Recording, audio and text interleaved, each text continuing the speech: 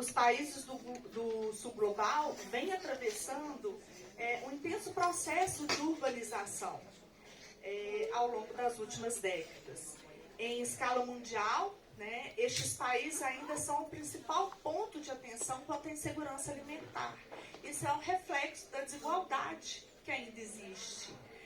Nesse sentido, o debate a respeito da perspectiva sul-global sobre o abastecimento dos seus centros urbanos mostra-se extremamente relevante e atual, uma vez que a proposta é promover a democratização do acesso aos alimentos saudáveis. Aos governos nacionais dos países do sul global, cabe a importante tarefa de pensar a estratégia de abastecimento dos seus centros urbanos. Contudo, somente com articulação junto aos governos locais, porque eles que estão próximos da população estão compreendendo as particularidades e as necessidades da população, né? Então, somente com articulação junto aos governos locais, pode-se haver a construção de uma estratégia devidamente inclusiva e que atenda às reais necessidades e especificidades de cada local. Por sua vez, as organizações internacionais, em seus mais diversos papéis, né, elas podem e devem desempenhar esse papel relevante, em especial levantamento de recursos, promoção de intercâmbio e cooperação técnica. As organizações internacionais são muito importantes à medida que possuem a capacidade de mobilização de rede, de identificação de possíveis parcerias e de conhecimento técnico, científico e informacional, necessário ao devido desenvolvimento de projetos e programas estratégicos de abastecimento que não sejam meramente paliativos e que sim, de fato, tragam soluções concretas e duradouras. Para fomentar esse debate e trazer uma perspectiva de governo nacional, local, das consultorias internacionais e da academia, convidamos para participar dessa sessão os 4 palestrantes que irei apresentar agora. Esclarecendo, cada participante terá 20 minutos de apresentação. Ao final das 4 palestras, nós abriremos para as perguntas e debates. Ok? Bom, então vamos começar. Senhora Rose Edna Mata Viana Pondé. Senhora Rose possui formação acadêmica em medicina veterinária, com especializações em administração, com foco em políticas públicas, produção e tecnologia de alimentos e gestão de políticas públicas, com ênfase em políticas sociais.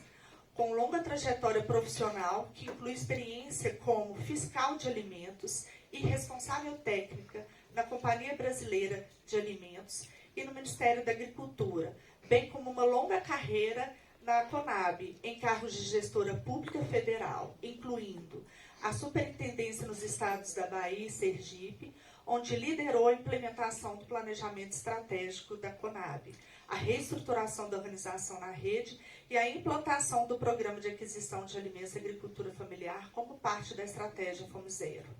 Posteriormente, atuou como superintendente de Inclusão e Assistência Alimentar na Secretaria de Desenvolvimento Social e Combate à Pobreza da Bahia e ocupou o cargo de Superintendente de Inclusão e Segurança Alimentar na Secretaria de Justiça, Direitos Humanos e Desenvolvimento Social da Bahia.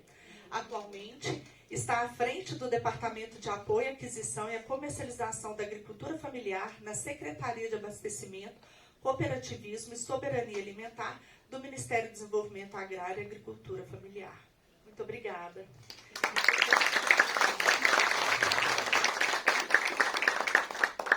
Convidamos agora a senhora Ana Maria Huaytá Alfaro. Ana Maria é especialista em mercados e sistemas alimentares urbanos, atua como consultora internacional e pesquisadora independente e faz parte da equipe do Centro de Investimentos da FAO, dedicado aos mercados agroalimentares e logística, estando ativamente envolvida no estudo global sobre os mercados de alimentos, avaliando potenciais para sua atualização com base no seu papel nos sistemas alimentares urbanos. Ana é PhD em Planejamento e Desenvolvimento pela University College London, mestre em Meio Ambiente, Sociedade e Desenvolvimento pela Universidade de Cambridge e pós-graduada em Desenho e Gestão de Projetos Sociais pela PUC do Peru. Obrigada, Ana.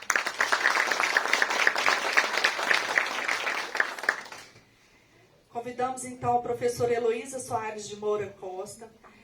Professora Heloísa possui graduação em Arquitetura e Urbanismo, mestrado em Planejamento Urbano, doutorado em Demografia e pós-doutorado no Departamento de Geografia da Universidade da Califórnia, em Berkeley.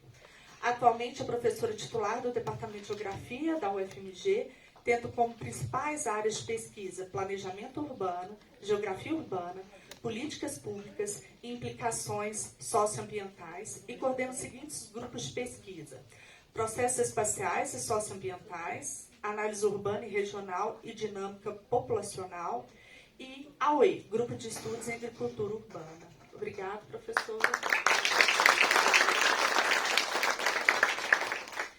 E agora convidamos o senhor Felipe Thiago de Jesus. Felipe possui graduação em agroecologia e mestrado em agroecossistemas. Atualmente é diretor de estratégias de segurança alimentar da Prefeitura de Curitiba, atuando especialmente na implantação das fazendas urbanas, mesas solidárias, escolas de segurança alimentar, jardins de mel, entre outros.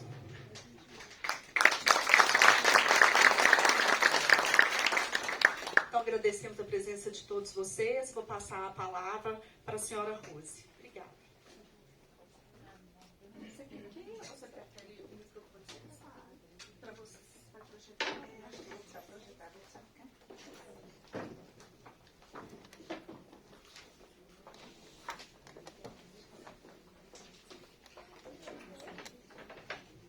Boa tarde a todas as pessoas.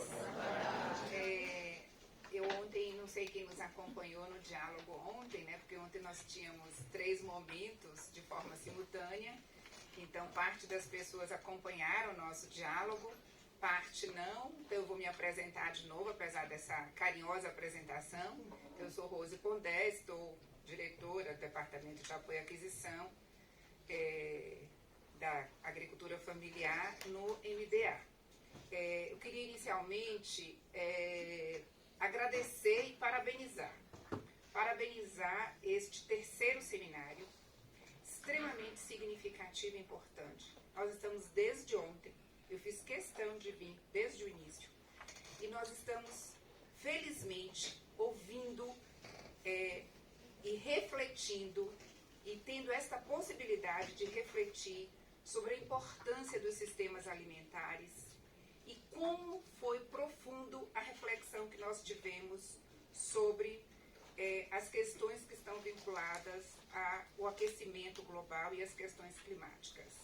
E tudo isso, e que nós ouvimos ontem, me empolgou muito a minha fala à tarde, né, a ponto, inclusive, de instigar as pessoas que estavam participando, perguntando: será que a gente sabe, todas as pessoas sabem? Então, é com essa pergunta que eu quero começar a minha tarde, que o direito humano à alimentação é para todos e todas? A gente já parou para refletir que a gente precisa informar isso. Acho que eu quero muito solicitar de todas as pessoas aqui presentes que a gente pense nessa pergunta, que acho que já foi feita hoje pela manhã também, e que a gente termine a tarde perguntando e refletindo o que é que a gente consegue fazer para que mais oportunidades como esta aconteçam e que a gente consiga levar às pessoas esta informação. E aí, então, agradecendo e parabenizando, eu gostaria de cumprimentar a mesa, dizer que é muito importante dividir esse espaço com todas as pessoas, com todos vocês. E como nós temos só 20 minutos, eu vou tentar ser o mais objetiva possível. E aí eu gostaria de retomar rapidamente de onde nós paramos ontem. Eu vou pedir licença e desculpa às pessoas que não estavam ontem.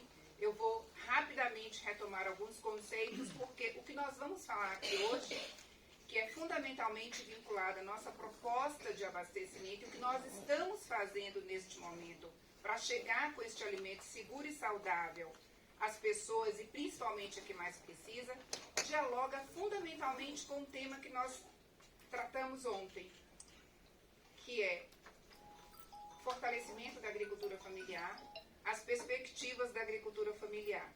Eu queria saber como eu passo, ou alguém passa para mim? Sei que vai passar para mim? Ótimo, então você pode. E aí eu rapidamente quero dizer para vocês e trazer todos aqui para este conceito e para este lugar. O MDA voltou, o Ministério do Desenvolvimento Agrário e da Agricultura Familiar voltou na estrutura de governo, com um potencial de trabalho extraordinário, com uma vontade muito grande de, por meio do fortalecimento da agricultura familiar, colaborar no combate à fome e de uma forma sustentável para que a gente nunca mais tenha esse pesadelo terrível de ter 33 milhões de brasileiros e brasileiras em situação de insegurança alimentar grave. Então, nós voltamos com uma estrutura com 4 secretarias devidamente orientadas dentro da estrutura central do Ministério, e entre essas secretarias, a secretaria que nós fazemos parte, que é a Secretaria Nacional de Abastecimento, Cooperativismo e Soberania Alimentar, que traz na sua estrutura 2 departamentos. Um departamento que organiza, fortalece as cooperativas, a agroindustrialização familiar e a certificação e inclusão sanitária, tema que foi tão difícil e recorrente para nós alcançarmos a efetividade desejada nos programas de compras públicas de alimentos no período de 2003 a 2017. E eu estou fazendo esse recorte porque todos nós sabemos que a partir de 2018 nós tivemos um esvaziamento absoluto dos recursos públicos, dos recursos orçamentários e financeiros para atender às políticas de compras da agricultura familiar. E eu estou fazendo aqui uma ênfase ao Programa de Aquisição de Alimentos da Agricultura Familiar. E o outro departamento, que é exatamente o nosso departamento, que trata do apoio à aquisição e comercialização da agricultura familiar. E eu costumo dizer, pode passar, querida, por gentileza? E aí estão as competências do nosso departamento, a gente vai deixar essa apresentação com todas as pessoas, não é? Eu costumo dizer que ele vai de A a Z, porque assim, ele vai desde a recomposição dos estoques governamentais por meio da conhecida política de garantia de preços mínimos, passando de uma forma extraordinária pelo fortalecimento dos produtos que são orientados e acompanhados pela PGPM da Sócio Bio, e aí nós trabalhamos com a subvenção, e até e fundamentalmente ao Programa de Aquisição de Alimentos da Agricultura Familiar, que agora, felizmente, incorpora a agricultura urbana e periurbana. Então, esse é o nosso departamento. Pode passar, meu bem? É chato ficar pedindo para passar, mas não tem jeito, eu vou ter que te incomodar um pouquinho. E aí eu trago para vocês, retomando, e aí quando eu falo assim, retomando, a minha filha faz assim, mãe, você tá igual a minha professora. Então eu aproveito para celebrar todas as professoras e professores, né? A minha filha, quando eu falo com ela, algum diálogo com ela, retomando, ela faz, mãe, você tá parecendo a minha professora de anatomia. Então, retomando, quando ontem eu disse que a grande perspectiva, e eu falo com muita emoção, com muita vontade, com muito carinho, para a agricultura familiar e para o abastecimento de alimentos saudáveis, de comida de verdade, é que nós estamos trazendo para a população brasileira o maior plano safra da história. Mas, queridos e queridas, não é porque ele é maior em volume de recursos que ele é tão importante. Eu aproveito neste momento para deixar aqui um abraço do nosso ministro Paulo Teixeira, para não esquecer, e do nosso secretário Milton Fornazieri. Não é porque ele é maior em termos de volume, é porque ele quer chegar, de fato, a quem produz comida de verdade. A lógica nós queremos inverter. Hoje a nossa colega Lilian Hall, do MDS, disse 2 coisas importantes que eu vou repetir aqui. Primeiro, quem mais acessa da própria agricultura familiar estão vinculados esses acessos à proteína animal, à soja. Nós estamos trazendo juros, não é nem juros zero, é juros negativo para quem produzir comida. O objetivo do nosso presidente da República, do nosso ministro, é inverter a lógica. Menos soja e mais comida. Com absoluto respeito aos irmãos dos estados do Sul, mas nós também queremos que Pronaf chegue nos estados do Nordeste, do Norte, do Sudeste, no mesmo volume de orçamento que tem chegado nos últimos anos aos estados do Sul. Então, esse é o Plano Safra que a gente traz. A gente traz um Plano Safra que já veio, quando ele foi anunciado, nós já estávamos executando de novo o Programa de Aquisição de Alimentos da Agricultura Familiar. E ele dialoga com esses instrumentos extremamente importantes e que compõem o PA. Pode passar? E aí, só rapidamente, falando desses instrumentos, né? Então, nós temos ali, por exemplo, a compra com doação simultânea, vou falar bem rapidamente, só para a gente retomar de ontem, que é executado pela Conab e que está vinculado às organizações familiares, aí pessoa jurídica, cooperativas e associações. Nós temos ali especificado o termo de adesão, que é aquela modalidade em que estados e municípios aderem diretamente ao MDS e executam a compra geral de alimentos, mas também no Nordeste do Brasil e no Norte e Nordeste de Minas Gerais, o leite, e que é conduzido, e que é entregue, que é doado a famílias e pessoas em situação de vulnerabilidade social.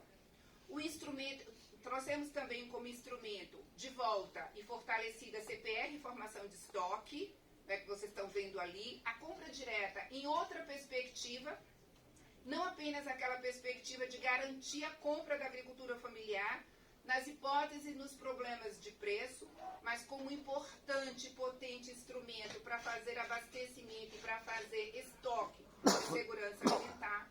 E por fim, e não menos importante, aliás, muito pujante e muito fortalecido, e ontem eu fiquei muito feliz, que tinham associações e cooperativas que já fornecem, o compra institucional, que aplica nos órgãos de governo que recebem recursos da União para comprar alimentos para o seu contingente, pacientes ou clientes, a mesma regra que nós alcançamos no PNAE, que é, no mínimo, 30% desses recursos devem, não é podem, devem ser comprados da agricultura familiar. E o que é que a gente traz de novidade, queridos e queridas, no âmbito desses instrumentos, que as empresas contratadas para fornecer refeições prontas também se obrigam ao cumprimento da lei. Isso é aquela grande reflexão que os conselhos, de uma forma extraordinária, nos trazem sobre a questão das terceirizações. E outras novidades que vieram dentro do PA. Nós trouxemos de volta o nosso PA, e ele é um PA feminino, ele é um PA indígena, ele é um PA quilombola. 50% dos recursos devem ser destinados aos projetos com a participação de mulheres. Povos indígenas, povos e comunidades tradicionais têm prioridade na participação, do mesmo jeito que nós temos prioridades no recebimento, e entre eles estão aquelas prioridades hoje que Lilian falou, porque nós sabemos hoje onde está a fome, onde ela mora, qual é o gênero, qual é a faixa de idade, e, portanto, esse é o nosso público prioritário no compra com doação simultânea. Pode passar, querida? Mas o que é que nós estamos... Então, introduzida a fala, nós vamos tratar hoje com vocês da nossa política nacional de abastecimento. E aí eu quero fazer uma reflexão rápida. Eu vim da Cobal, gente. É que o tempo não passa para mim, por isso que eu apareço assim, que o tempo não passou, mas na verdade eu vim da Cobal. Eu estou na Cobal desde 1987. Talvez muitos e muitas aqui não se recordem da Cobal, Companhia Brasileira de Alimentos, que tinha os hortomercados, que tinha... Então, que tinha as carretas, que eram transporte rodoviário, que iam nos bairros a cada semana ou a cada 15 dias para fazer o abastecimento de produtos, inclusive marca própria. que tinha no Amazonas lanchas que faziam abastecimento das populações ribeirinhas, enfim, e que tinham os CDs, os armazéns distribuidores e os centros distribuidores, e que tinha uma linha específica que era o PROAB, que era o Programa de Abastecimento Alimentar, que necessariamente tinha que vender produtos a preços menor do que o mercado geral para chegar esse alimento nas periferias, nas populações mais vulneráveis. Isso a partir de 1990, esta COBAL, ela foi reunida com a Cibrasem e CFP, e nós nos transformamos em CONAB. Então vocês hoje olham para mim como CONAB. E a CONAB, ela tentou caminhar aí na década de 90, quando em 2003 ela recebeu com um presente extraordinário a potencialidade de trabalhar com a agricultura familiar, de ser uma das executoras do PA, mas nós perdemos este segmento importante de abastecimento na ponta, nas periferias. O que é que nós temos hoje no tempo atual? E foi dito hoje também, eu quero aqui ratificar. Dos 33 milhões de pessoas que estão passando fome, e esse diagnóstico nós temos a partir do segundo Vigissan, que foi publicizado em julho do ano passado, 27 milhões de pessoas estão nas periferias dos grandes centros. Então nós precisamos alcançar essas pessoas, mas alcançar com comida de verdade, alcançar com os produtos que nós temos a opção de escolher nos diversos espaços, alcançar com produtos de qualidade, com preços que são acessíveis. E uma grande ação, uma grande entrega do governo federal que está sendo formatada, que está sendo dialogada com a sociedade e que está sendo conduzida pela nossa Secretaria Nacional de Abastecimento, em parceria, pode passar meu amor, por gentileza, em parceria com a CONAB, e aí a gente tem um grupo, um comitê gestor para isso, com a Secretaria Executiva do MDA, com a CONAB, com as duas SEASAs que ainda fazem parte da gestão federal. Nós temos, e outros parceiros inclusive, porque nós temos o MDS como grande parceiro. Nós estamos construindo e fazendo um diálogo amplo e permanente com a sociedade civil, a participação extraordinária do CONSEA, dos movimentos sociais, através de um processo de escuta desses segmentos, de pesquisadores da área. Nós estamos construindo essa grande entrega, nós estamos trazendo aqui para dialogar com os senhores e senhoras, que é a Política Nacional de Abastecimento. Em um determinado diálogo que eu fiz, alguém me perguntou, mas Rose, essa política já não existe? Não. Nós ensaiamos a construção dessa política, senhores e senhoras devem se recordar, em 2005, uma ação inclusive muito puxada pelo CONSEA.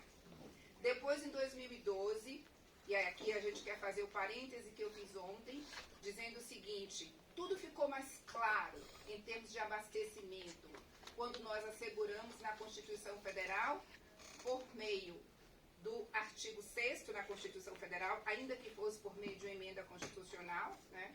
Ontem eu mexi um pouco com os brios de todo mundo quando eu falei assim, a gente se conformou em ter sido por emenda constitucional, deveria ter sido no nascedouro da Constituição, 1988, mas enfim, que bom que saiu, né? Que bom que a gente tem o direito humano à alimentação, mas não só como direito sagrado, que assim eu penso, mas como direito constitucional, e está lá na Constituição. E é isso que a gente precisa repisar, repetir, reforçar, e esse espaço é muito importante para isso.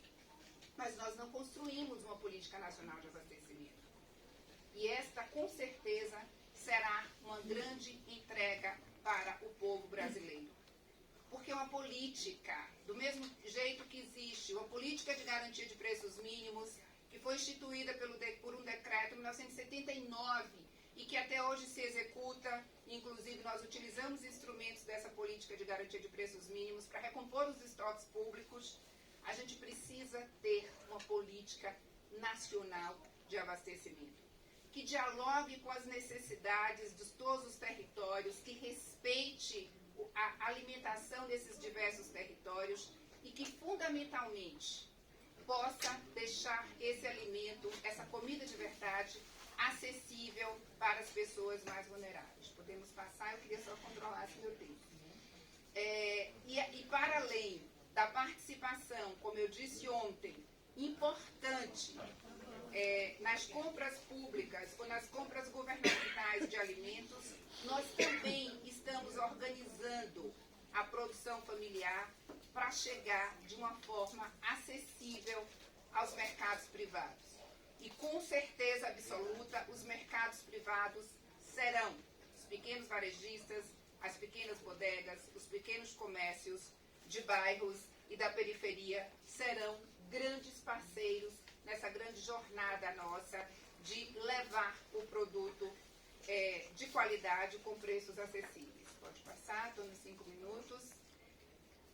E aí, queridos e queridas, nós estamos dentro do nosso departamento, dentro da nossa secretaria, dentro do nosso ministério, um apoio fundamental à agricultura urbana e periurbana, entendendo a importância dessa agricultura para os circuitos curtos, para os abastecimentos locais e também a sua participação nas compras governamentais de alimentos.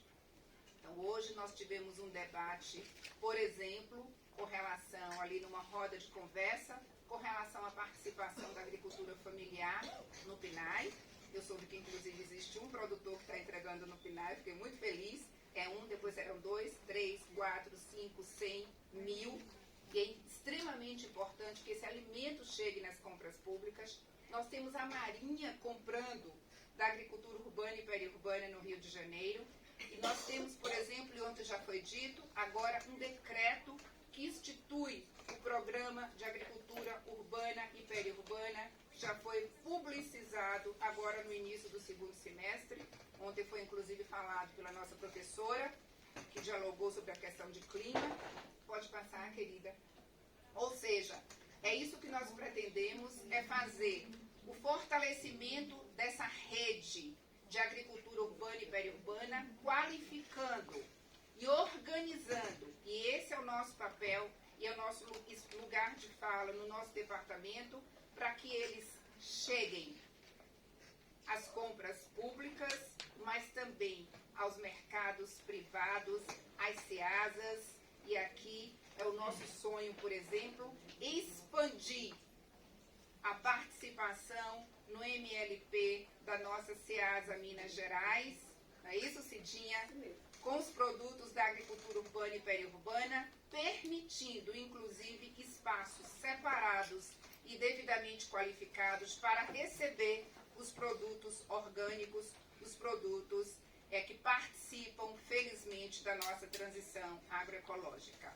Então, tudo isso está sendo planejado para que a gente alcance um abastecimento que é um abastecimento justo e que é um abastecimento que atende as pessoas que mais precisam. Pode passar, querido. Nós estamos aqui em 3 minutos, já estou terminando, professora, pode passar. Eu queria trazer para vocês, essa figura é belíssima, não é? Eu olho para ela assim e fico encantada. Eu saio até do microfone para olhar para ela e para dizer assim, que figura linda, como ela nos representa. Essa é outra entrega que nós estamos elaborando na nossa secretaria e eu convido a todas e todas para participarem desse diálogo conosco. Nós vamos fazer essa entrega à população brasileira, que são os pratos Brasis.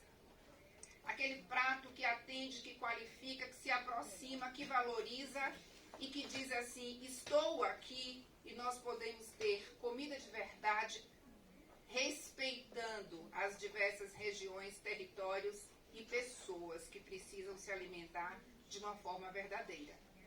Essa entrega, o Prato Brasil, é um dos elementos, é uma das diretrizes da nossa política nacional de abastecimento.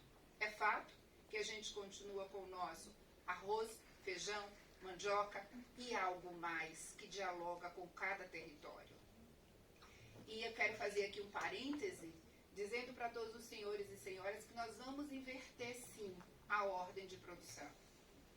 Nós sabemos que hoje nós temos, há muito tempo, tínhamos há muito tempo, nos últimos 10 anos, a redução da área plantada de arroz e de feijão. Nós vamos inverter essa lógica. Nós vamos valorizar esses produtos. Nós respeitamos as commodities, mas nós queremos valorizar os nossos produtos que têm a nossa cara e que nos alimentam diariamente. E é o nosso rosto que está ali estampado. Como eu disse ontem, na breve história que contei do suco de umbu da criança do semiárido da Bahia, é também o rosto daquela criança.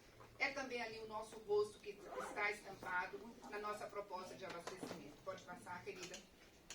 E aí, só para concluir mesmo, como eu fui solicitada que trouxesse um pouco também do que nós estamos fazendo com os outros países, eu gostaria de trazer para vocês a nossa experiência enquanto representante na comissão vinculada às compras públicas da reunião especializada sobre agricultura familiar no Mercosul, a REAF.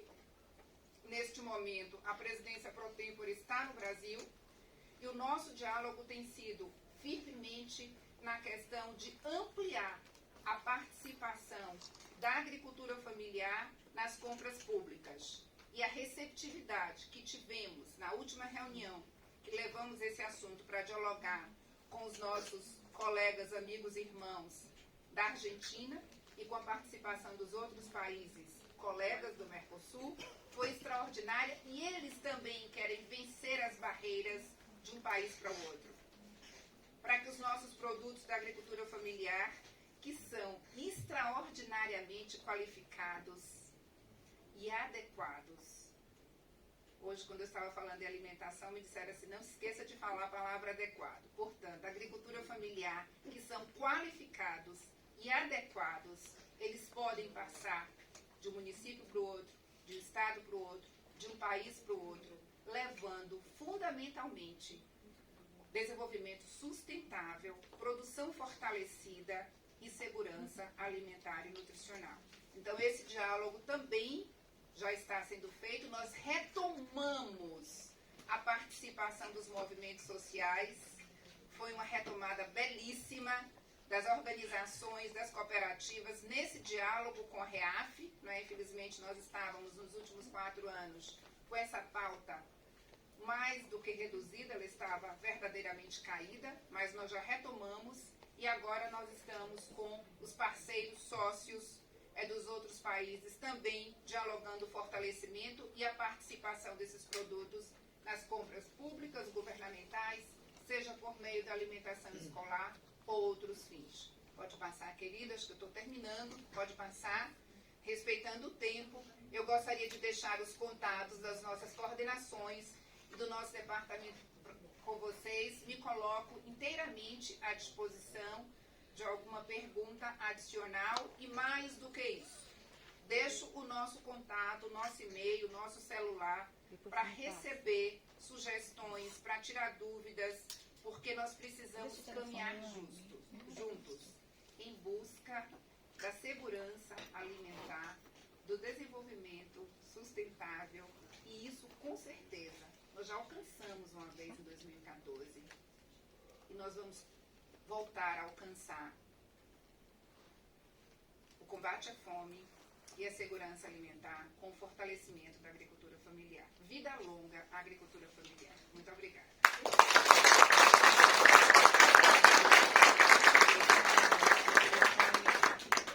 Agradecemos então a fala da senhora Rose Pondé e eu passo a fala então para a Ana Maria. Boa tarde. Disculpen que voy a dirigirme a ustedes en español. Me quedo aquí cerca a Felipe, que me va a ayudar en caso algo no se entienda. Yo creo que tomaré menos de los 20 minutos. Voy a tratar de ser breve, más bien para dejar espacio al final o entre las intervenciones, porque mi experiencia y digamos lo que vengo a compartir viene más de una perspectiva global. Yo vengo de Perú y he trabajado principalmente con mercados de abastos, de abastecimiento, de diferente tamaño o trabajando a diferente escala, desde mercados de productores, farmers markets, mercados minoristas, ¿no? Retail, y mayoristas. Ya de estar aquí puedo ver de manera más cercana ejemplos tan ricos como los que viene a compartir Rosa o Felipe, ¿no? De los almacenes, ¿no? O almacenes donde hay otra forma de abastecimiento, ¿no? Y de conexión con la agricultura familiar y de llegada a otras poblaciones. Pero digamos que voy a referirme más que todo al canal tradicional y a los mercados que más hemos trabajado desde las organizaciones donde he participado y bueno, organizaciones que he apoyado también, dirigidas sobre todo al comercio, digamos, en volumen, ¿no? En volumen. Bueno, entonces, para empezar, bueno, como les comentaba, principalmente mi experiencia desde las organizaciones internacionales, refiriéndome a las multilaterales, pero bueno, dentro del marco de la sesión quería hacer un poco la diferencia entre, hay organizaciones como FAO o como los bancos que financian, que son multilaterales, pero también tenemos organizaciones internacionales de cooperación que tienen fondos de un país en particular que también apoyan iniciativas en abastecimiento, así como en otros ámbitos de los sistemas alimentarios. Cuando hablamos de organizaciones multilaterales, que es cuando en estos espacios nos hemos referido a quienes dan asistencia técnica a los programas nacionales, a las políticas o a los bancos que financian iniciativas, ellos tienen normalmente una agenda, y los que vienen con financiamiento, digamos, ya no multilateral, sino de fondos de un país como Suiza, Bélgica, Estados Unidos, bueno, quizás Estados Unidos moviéndose un poco más hacia el lado de las multilaterales, ellos se dirigen quizás a una asistencia más localizada, menos a nivel nacional o quizás regional incluso, como a veces pasa con iniciativas del BID o de CAF o del Banco Mundial. Bueno, ellos, los de un país, tienden a tener apoyos más localizados, ¿no? Quería hacer un poco ese comentario, ¿no? esa diferencia, porque cuando estoy en ambientes, por ejemplo en Perú, hablando con representantes de asociaciones, ¿no? De productores o de comercializadores, no se entiende en qué ámbito las organizaciones internacionales pueden ayudar, ¿no? FAO, por ejemplo, no moviliza en sí fondos, pero puede conectar. Sin embargo, un banco de desarrollo sí puede movilizar fondos y puede trabajar con agencias especializadas también. O sea, un banco junto con FAO, un banco junto con UN Habitat, bancos de desarrollo, ¿no? Como les decía, o fondos para el desarrollo como el FIDA, ¿no? Espero no haber sido muy complicada en eso en Soledad. Además, las agencias internacionales tienen áreas de especialidad, ¿no? Entonces, dependiendo de capacidad de gasto, capacidad también de intervenir y área de especialidad, van a tener también apoyos distintos, ¿no? La siguiente, por favor. Entonces, bueno, en cuanto a la especialidad de la agencia, eso marca mucho también la agenda, ¿no? De lo que vienen a hacer. Si hablamos de FAO o del Programa Mundial de Alimentos, probablemente el fuerte esté en iniciativas de alimentación, pero la visión que se aplica también puede variar. Si es que ellos aplican una visión de sistema alimentario para vernos a todos conectados, o si es que, como vemos también muchas veces, atienden una emergencia o atienden una situación de alta incidencia de hambre en una población, y eso también incide de manera distinta, ¿no? Si es que resuelve un problema en el momento, pero no genera un cambio a largo plazo, o si busca generar un cambio a largo plazo. Del mismo modo, si son agencias urbanas, refiriéndome al tema de la mesa, puede ser que la iniciativa mire a la ciudad en conexión con su entorno, lo cual es lo más favorable, no ver a la ciudad separada del campo, pero aún hay quienes aplican visiones únicamente sobre ciudad. Y una que en particular, bueno, es sobre la que yo trabajo, es también la visión del mercado. Entendemos al mercado desde donde nos abastecemos y desde donde distribuimos como un espacio participativo o como un espacio que lo tienen agroindustrias, una parte del Estado y luego nada más. ¿Dónde quedó el agricultor? ¿No? Por ejemplo.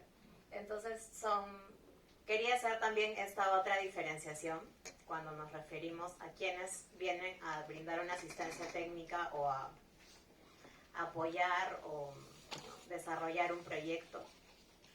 Y bueno, ponía el ejemplo ahí de un par de agencias. Y el nivel también de la acción que tengan estas agencias depende de dónde viene el financiamiento. No, si es que es un financiamiento, como decía, multilateral o de un país o mitad un país, mitad otro fondo, de la capacidad de la gestión pública también, perdón, para poder usar ese dinero disponible, y la misma capacidad del cooperante, ¿no? O sea, de la gente que viene a brindar la asistencia técnica. Y bueno, otras salvedades que al final a lo que quiero apuntar es que con estos condicionantes son las variables que se encuentran, que no permiten que un proyecto como Objetivos de Desarrollo Sostenible o Hambre Cero se desenvuelva de manera igual en todos los países, ¿no? Así sea una agencia muy especializada o así sea un gobierno que tenga toda la voluntad de hacerlo, ¿no? Por ejemplo, en Perú podemos tener mucho apoyo, pero tenemos mucha inestabilidad política. La organización política del territorio también no ayuda. Hay una división entre gobierno nacional, gobierno regional, gobierno distrital, gobierno metropolitano. Y quienes trabajan en ciudad saben que los fondos no van directamente a ciudad. Los fondos de cooperación van o pasan por gobiernos nacionales. Entonces, quien trabaja en ciudad debe saber que tiene que escalar su pedido para que el gobierno nacional ayude a que el financiamiento llegue hasta la ciudad. La siguiente, por favor. Bueno, y acá algunos ejemplos desde lo que en organizaciones internacionales se apoya y desde donde puedo hablarles de manera más cercana. Los mercados mayoristas, como son puntos estratégicos para el abastecimiento, sobre todo para nuestras ciudades más grandes, tienen varios programas de apoyo y de inversión, porque además mueven muchos volúmenes de alimentos. Hace unos meses pude visitar Ceagues en Sao Paulo y el mercado de Lo Valledor en Santiago de Chile, y a pesar de tener gestiones distintas, uno público, el otro privado, y estar también en economías distintas, hay mucho problema en el manejo del alimento, en calidad, inocuidad y logística. En esos puntos normalmente la cooperación trata de ayudar. Otra forma de apoyo que se da desde las internacionales es promover el consumo en mercados.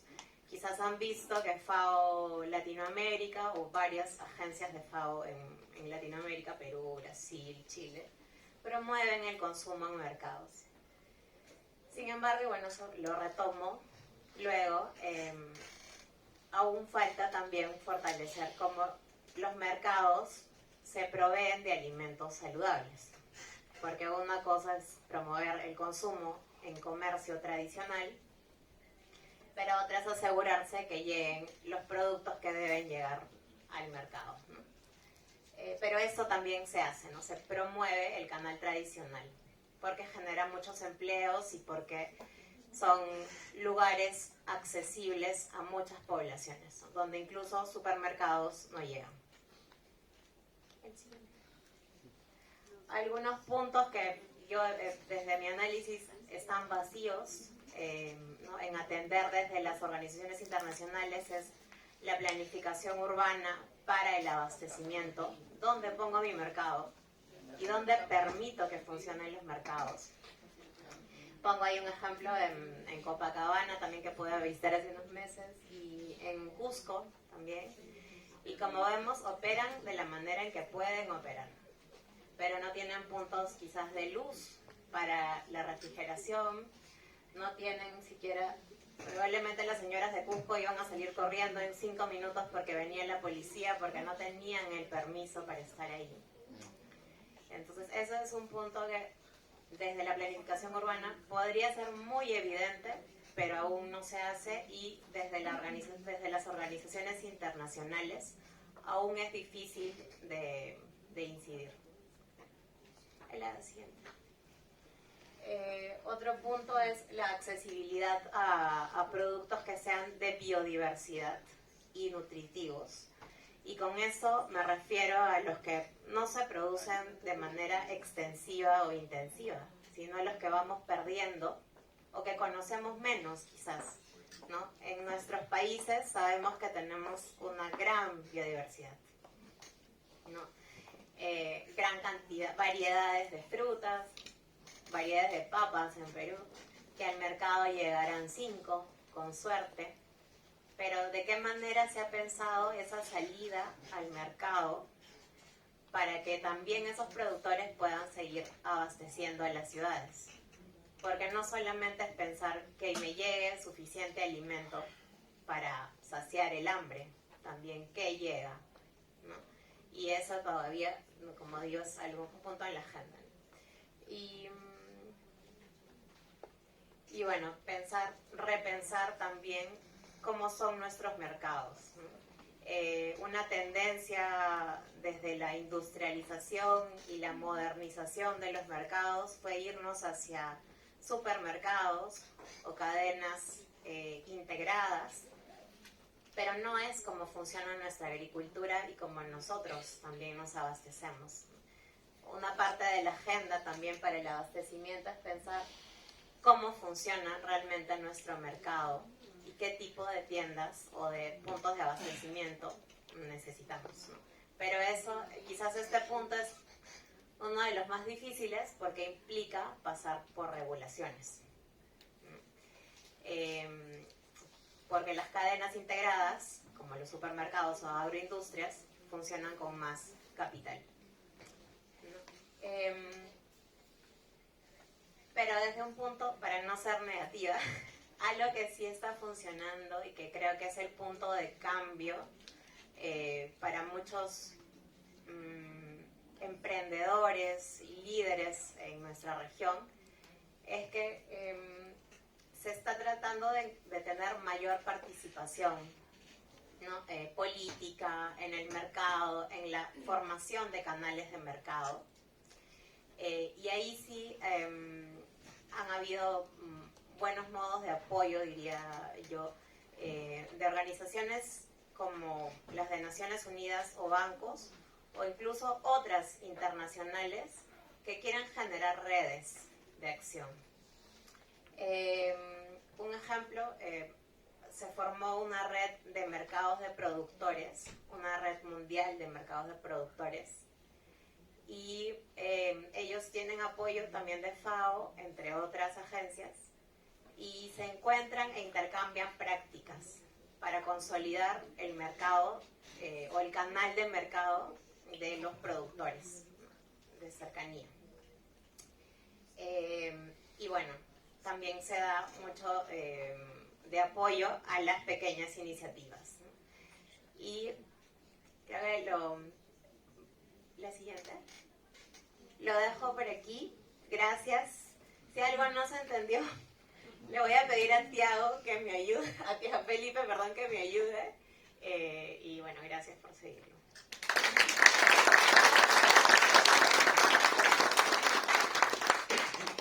Agradecemos a fala da senhora Ana Maria e passamos então a fala para a professora Heloísa.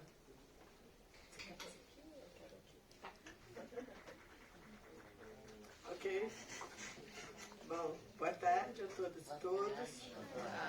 Queria começar agradecendo a possibilidade de estar aqui discutindo e também, como meus colegas que já me antecederam na mesa, queria parabenizar, né, a realização desse evento tão estimulante, e nós estávamos muito precisando de um evento para cima, de um evento pensando para frente e acreditando na possibilidade de reconstruir políticas públicas, né?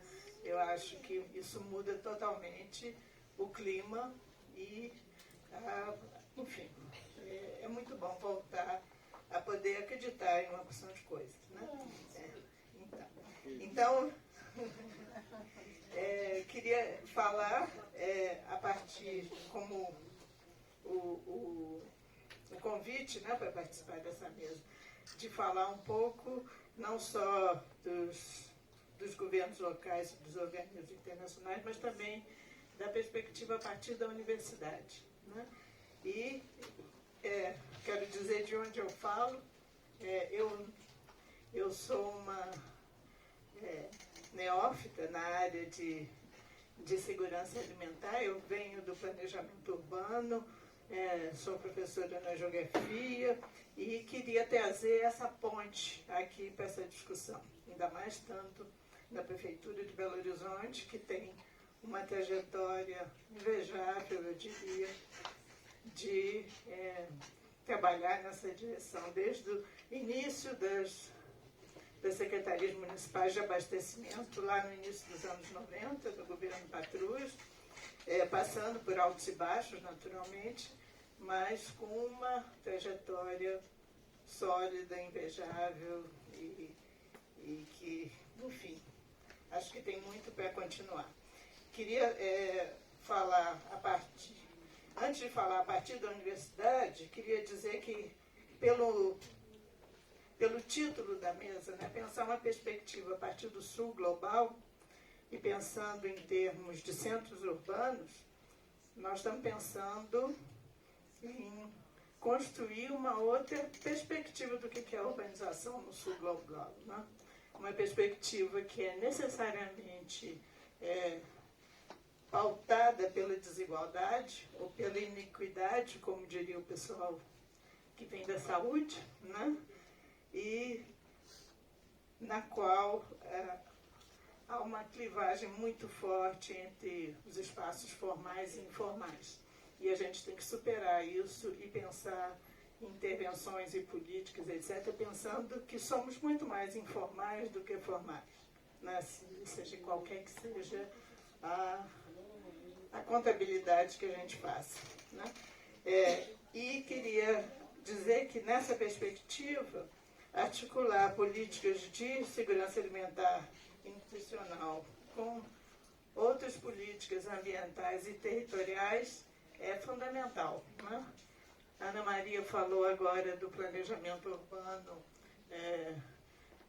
regulando ou não mercados, né? Tentando, muitas vezes dificultando, ou enfim, tendo regulações que não necessariamente condizem com o conjunto da população, mas eu penso que pensar direito à alimentação adequada significa pensar direito à cidade, direito à terra, direito à água, tudo isso vem junto, né? Porque da forma como a gente vai pensar aqui, nós vamos pensar na produção de alimentos, um pouco na comercialização, mas menos na comercialização enquanto acesso a mercados.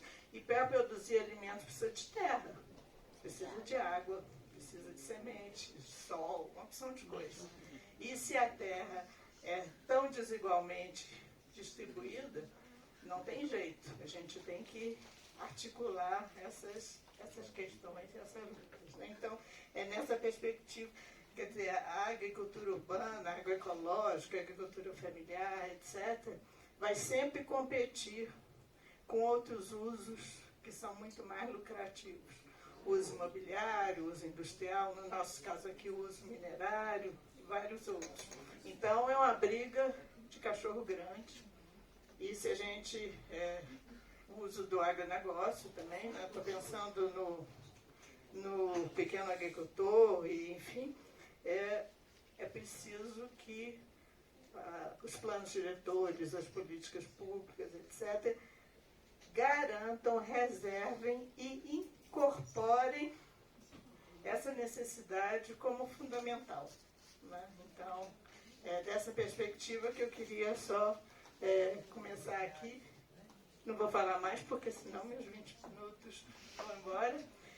Falando a partir da universidade, vou estar falando a partir da UFMG, mas queria dizer que nos últimos anos, muitos grupos de pesquisa de várias universidades têm se voltado para além das áreas mais tradicionais, nessa área de nutrição, etc., têm se voltado a pensar um pouco mais essa relação entre diversas áreas do conhecimento em prol seja da produção de alimentos nas cidades ou, enfim, usos mais sustentáveis do solo. Vou falar que isso tudo que eu vou mostrar aqui agora é fruto de um processo coletivo. Uma parte desse coletivo está ali numa das filas aí, olhem aí, pessoal, que é o pessoal, são os companheiros e companheiros do AUE, Grupo de Estudos de Agricultura Urbana, que fizemos 10 anos esse ano, e um pessoal animado e combativo, e que vem trabalhando nessa direção. Então, aqui é um pouco para mostrar o que nós somos. Pode passar, porque eu vou passar para o lado de cá, senão nem vejo o que estão vendo. Então, a nossa agenda, digamos, nossos enfoques, é tentar trabalhar, como vocês mesmos na mesa já disseram, né, de superar essas dicotomias rural-urbano, sociedade-natureza, etc., e marcar algumas posições, né, agroecologia e agronegócio, a questão dos sistemas alimentares, né, que cresce como conceito, que é muito importante, e essas várias categorias de produção de alimentos, agricultura urbana, familiar, periurbana, várias coisas que a gente tem usado, simplesmente agriculturas no plural, para buscar, como muitas outras, dar conta dessa diversidade, né?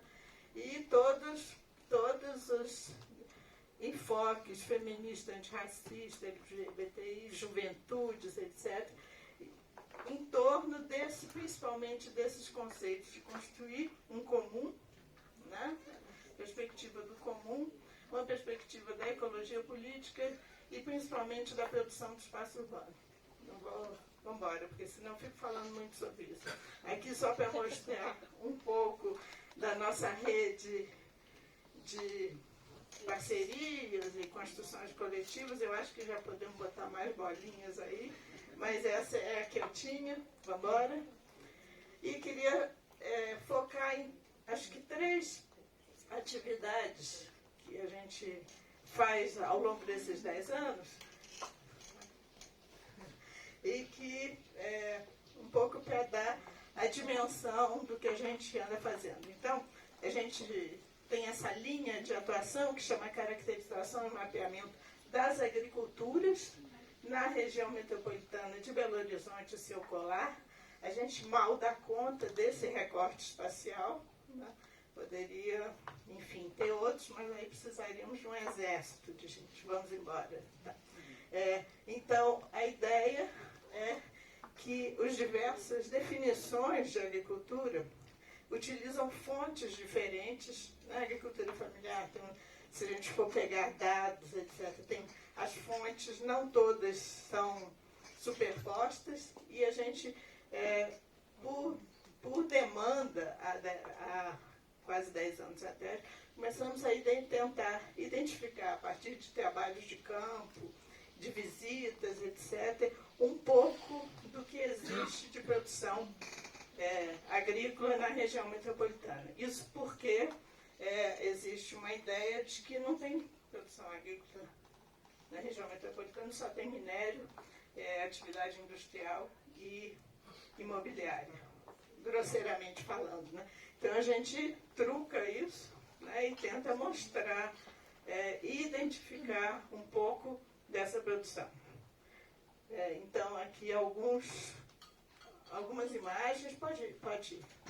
E aqui um primeiro mapinha até hoje a gente conseguiu identificar 1.008 iniciativas, experiências, né, de produção de alimentos ou pequenos animais, etc., na região metropolitana. Para quem não é daqui e não conhece, o que é Cor-de-Rosa é a região metropolitana oficial, são 34 municípios. Esse entorno é um colar metropolitano e queria mostrar aqui que esses cinzas que vocês veem são a área urbanizada, parcelada, não necessariamente ocupada, mas já comprometida com a urbanização. O cinza clarinho em volta são as áreas oficialmente urbanas, né, que estão dentro de perímetros urbanos, etc. E o que está cor-de-rosa são áreas oficialmente rurais, né? Então, queria primeiro mostrar que a gente tem iniciativas em qualquer tipo de território, urbano, rural, mais ou menos urbano, nas interfaces. Então, temos uma diversidade muito grande. Depois, em outro momento, a gente pode aprofundar isso, não vou mostrar aqui, mas no nosso trabalho lá, a cada uma dessas bolinhas corresponde uma espécie de uma planilha, uma série de informações, pode passar, que são nessa direção, tentando responder essas perguntas. Quem produz, quem são os sujeitos, como se organizam, onde que eles, quais organizações, instituições, etc., como eles se organizam, que orientações eles assumem, etc., onde eles produzem essas agriculturas e por quê, né? Às vezes é para abastecimento, para autoconsumo e para satisfação por necessidade. Então, cada uma dessas bolinhas tenta responder a esse conjunto de perguntas, né? E esses dados vão aparecer.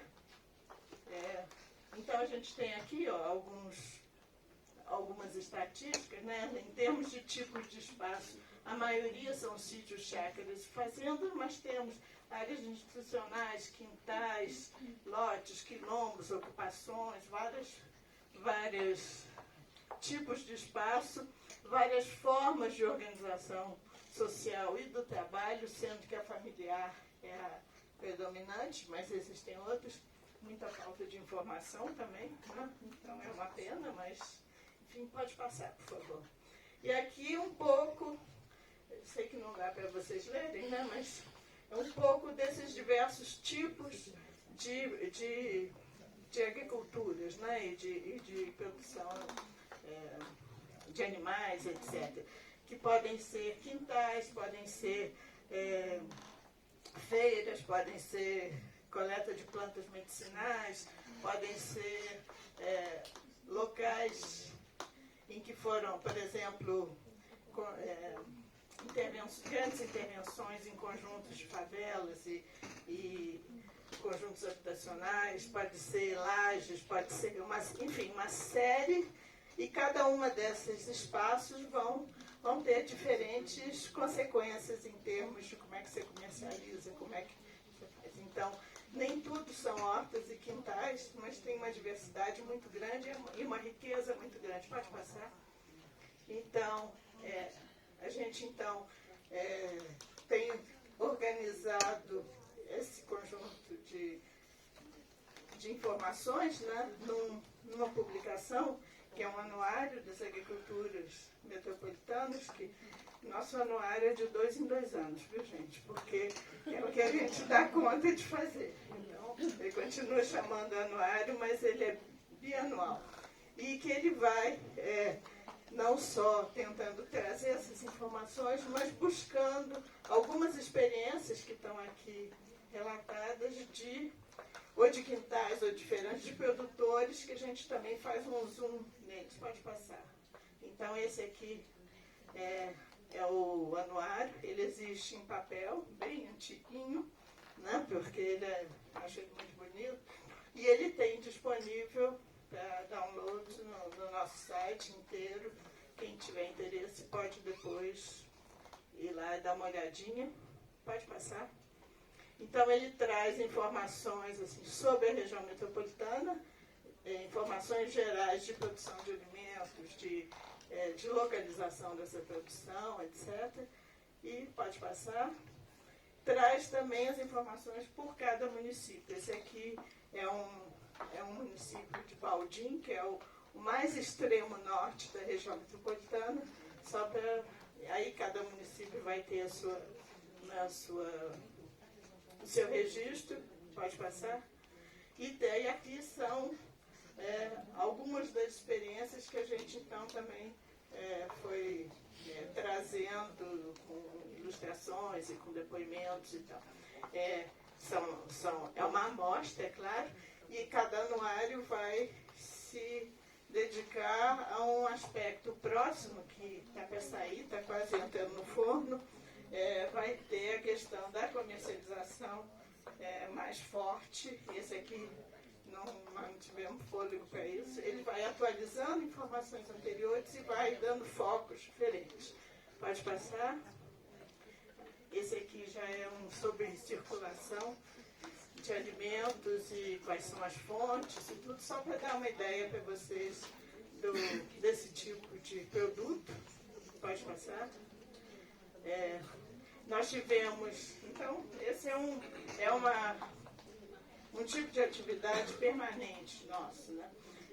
Nós tivemos uma experiência muito interessante de trabalhar junto com a equipe que trabalhou com o Plano Metropolitano de Belo Horizonte e sua região, claro, não pode passar.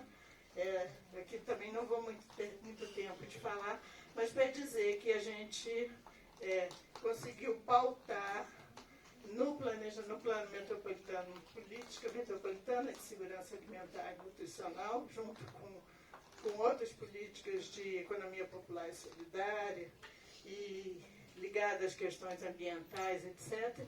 E nesse processo, via mapeamentos colaborativos e outras metodologias, né, participativas, conseguimos descobrir muito mais experiências e práticas na região metropolitana. E, a partir daí, a gente... Bom, enfim, a UFMG trabalhou na proposta desse planejamento metropolitano. Depois fez um macrozoneamento, no qual a gente apostou na ideia de definir áreas de produção agroecológica ou da transição agroecológica. E numa terceira... Pode passar, por favor. Aqui só para mostrar um pouco a ideia do mapeamento colaborativo.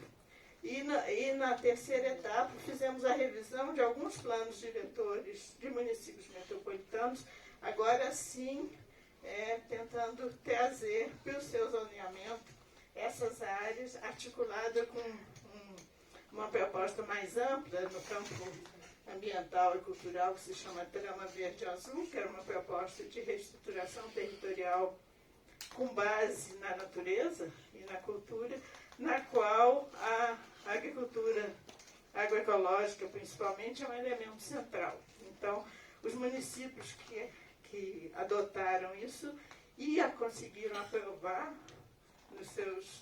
nas suas câmaras municipais, são alguns, tem uns 6 ou 7, na região metropolitana por enquanto, tem lá registrado nas suas áreas rurais e urbanas zoneamentos, preferencialmente agroecológico ou em transição agroecológica, etc. Eu acho até que muitos dos vereadores nem sabiam que estavam efetivamente aprovando isso, porque senão não passavam tão fortemente. Mas ainda bem que passou. É só todo mundo se apropriar disso e fazer, né? Porque você está criando um zoneamento, inclusive para a área rural, né? Com base, enfim, em critérios mais de alimentação saudável, enfim, tudo isso nós estamos discutindo. Pode ir embora. Então, isso é um campo enorme que eu só estou dando um spoilerzinho aqui, para vocês saberem. E a gente tem uma série uma outra linha, que é pode passar, que é o acompanhamento mais direto às iniciativas, aos agricultores e agricultoras de alguns municípios metropolitanos. Aqui ainda todo mundo de máscara, né? A gente até estranha agora quando vê isso, 5 minutos, estou indo. Parece até que foi há muito tempo atrás, né? Mas, enfim, é bom deixar esse registro.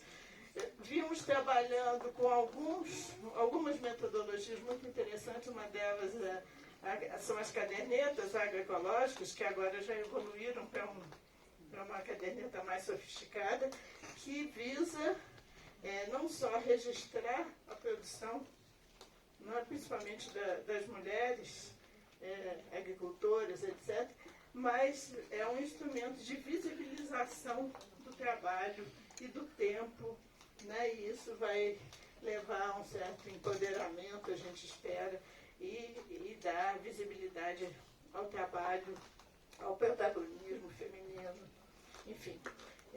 Aqui são algumas dos encontros que a gente faz regularmente, pode passar.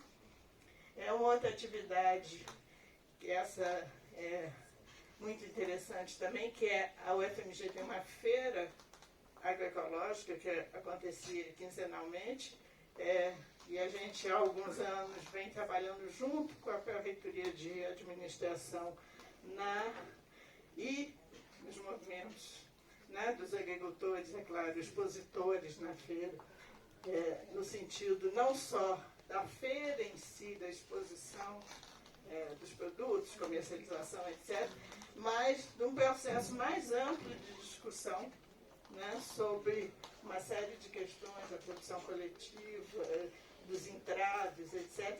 Isso tudo, Pode passar, por favor. Não. Como não vai dar tempo, eu vou falar sem imagem mesmo, né? Isso levou a uma outra ação que a gente acompanha há algum tempo, que é a da certificação da produção orgânica agroecológica a partir daquela brecha na legislação que permite a certificação participativa, etc., né? Então, muitos dos produtores dessa feira e outros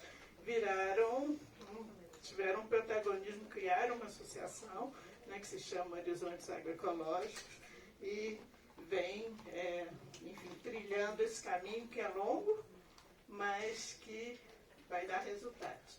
Aqui alguns pequenos exemplos. No nosso prédio lá tinha um jardim meio abandonado, a gente criou um projeto de extensão para transformar isso num horto, IGC, menos para comer e mais para servir de vitrine, de local de aulas e etc., então, que vem sendo cuidado. Aliás, amanhã, sábado, tem um mutirão para o pessoal cuidar do horto, e, enfim. Pode passar. Então, aqui o sistema participativo de garantia que eu falei antes, né? Os slides acabaram ficando em outra ordem. Pode passar. Aqui é uma imagem da Assembleia de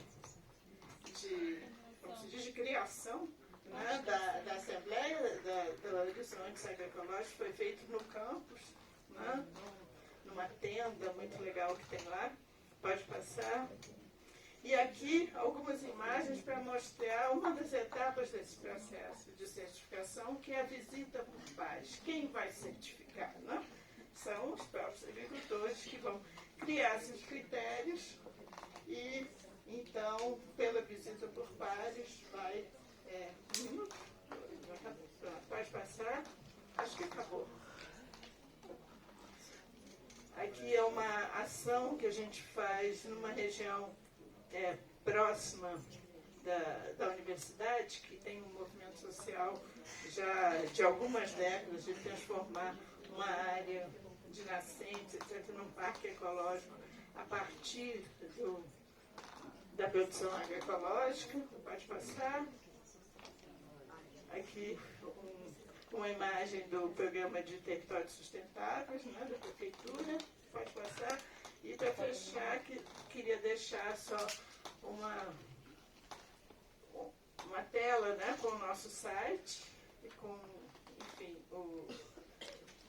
os endereços aí, se vocês quiserem depois ter uma visão mais aprofundada. Eu corri muito, desculpe, mas pelo menos para dar uma visão geral, depois no debate, inclusive se a turma do AOE quiser completar algo que eu esqueci, que era muito grave, por favor, complemente.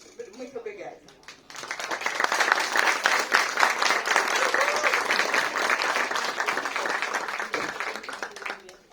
Agradecemos a fala da professora e passamos então para o Felipe.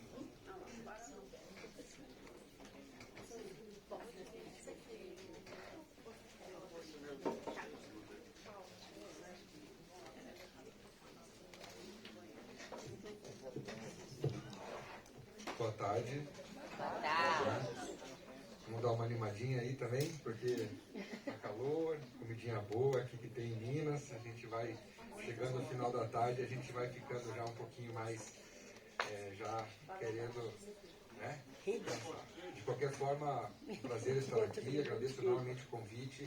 Parabenizo a Prefeitura de Belo Horizonte, na pessoa da Darquilane, que é uma parceira também da Prefeitura de Curitiba. É uma honra compartilhar a mesa com pessoas apaixonadas pelo que fazem, competentes e com uma ampla de acúmulo de experiências e conhecimento. Então é muito, muito rico estar aqui, também com a presença internacional aí da Ana, do Adriano, em português, da Colômbia, então que torna esse evento também uma ponte de conexão em toda a América Latina e, quem sabe, outras partes do mundo. Para a gente fazer só uma reflexão sobre a cidade de Curitiba. Curitiba só existe por conta da segurança alimentar. Curitiba significa, na língua indígena, terra de muito pinhão, corê e tuba, uma terra abundante de um carboidrato sagrado que foi a base alimentar da cultura dos povos indígenas, que reuniram diversas etnias, que tinha muita água pura, muito pinhão, muitos porcos selvagens, e ali reuniram então muitas tribos. Depois as suas etnias de imigrantes foram os espanhóis, os portugueses, os holandeses, os franceses, enfim, toda a diversidade cultural do nosso país também chegou lá. Então Curitiba só nasceu por conta disso, por conta de ser uma terra que sempre ofertou muita água e muito alimento saudável. E claro, nosso desafio agora, depois de toda a evolução aí, desenvolvimento, mas sem parâmetros, sem levar isso em consideração, muita coisa se perdeu, e nosso trabalho hoje também é resgatar tudo isso e tentar ser uma cidade que provê o alimento, que provê água pura, água preservada. Então, dentro dessas perspectivas, a gente vai contar algumas coisas. Por favor, pode passar? Nossa, ficou pequenininho. Bom, pode passar? Então, como foi comentado aqui, não vou deixar passar em branco, a Secretaria Municipal do Abastecimento, ela nasceu em Curitiba em 1986, hoje, esse ano fazendo aí 39 anos, mas nós, em 2019, mudamos a nossa visão.